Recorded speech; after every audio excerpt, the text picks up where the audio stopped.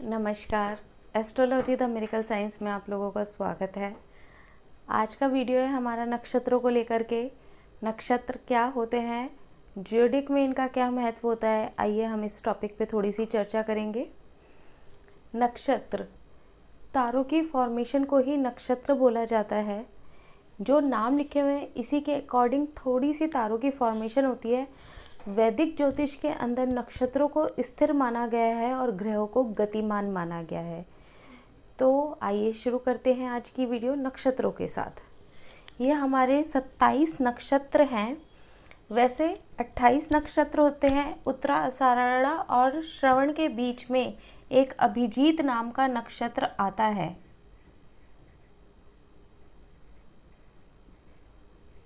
जिसका basic use मुहूर्त में किया जाता है, पर हमारी कुंडली के अकॉर्डिंग इन 27 नक्षत्रों का यूज़ होता है।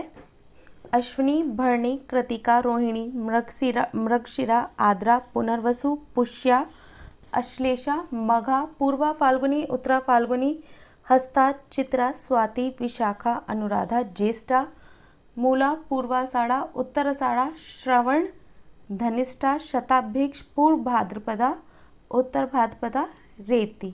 ये हमारे 27 नक्षत्र हैं।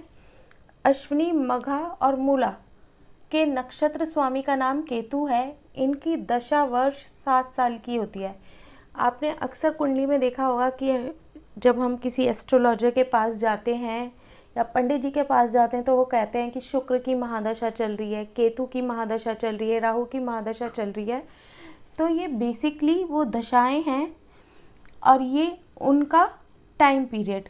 केतु की महादशा 7 साल की होती है, शुक्र की 20 साल की होती है, सूर्य की महादशा 6 साल की होती है, चंद्रमा की 10 साल की, मंगल की 7 साल की और राहु की 18 साल की, गुरु की 16 साल की और शनि की 19 साल की, बुध की 17 साल की। ये टोटल 120 होता है। हमारे ऋषि पराशर जी का मानना था कि मनुष्य की पूर्णतम आयु 120 वर्ष होती है, तो इसलिए दशा क्रम 100 टोटल करने पर, जमा करने पे, ऐड करने पे 120 आएगा।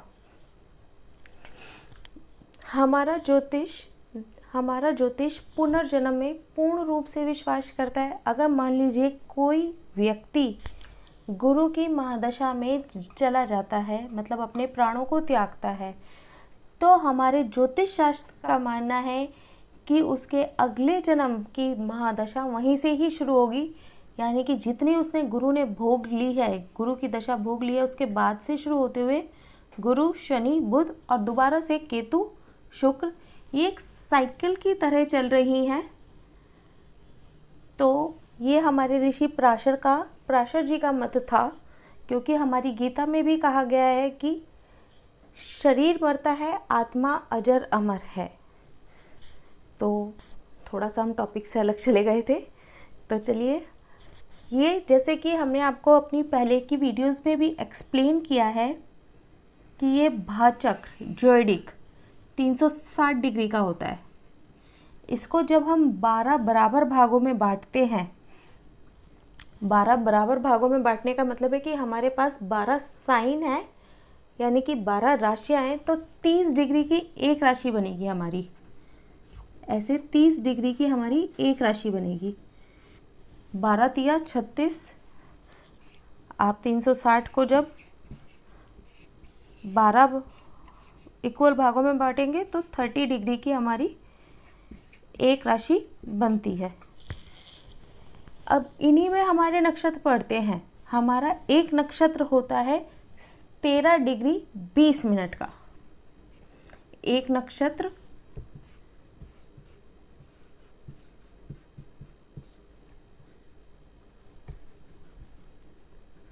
13 डिग्री 20 मिनट का।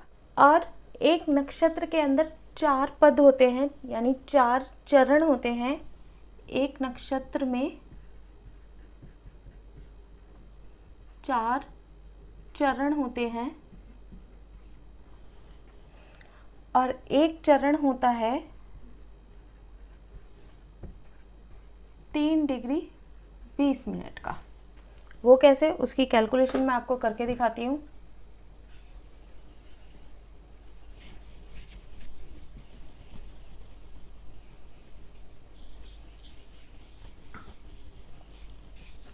तो हमारा एक चरण जो है 3 डिग्री 20 मिनट का है। अगर हम इसे 4 बार प्लस करते हैं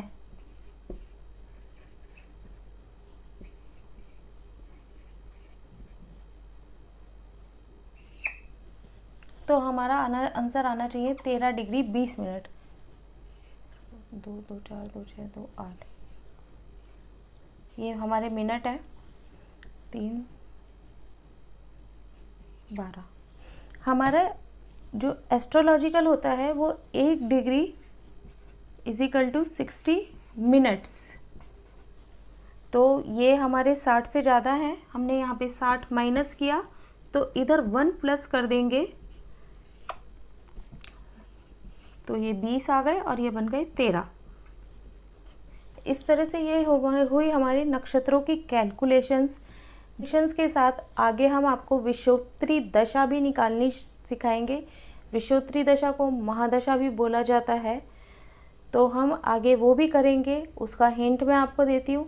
जब भी चंद्रमा किसी नक्षत्र पर आता है तो वहीं से ही उसी नक्षत्र से हमारी विषुवत्रीय दशा प्रारंभ होती है। आज के लिए इतना ही। नमस्कार, धन्यवाद।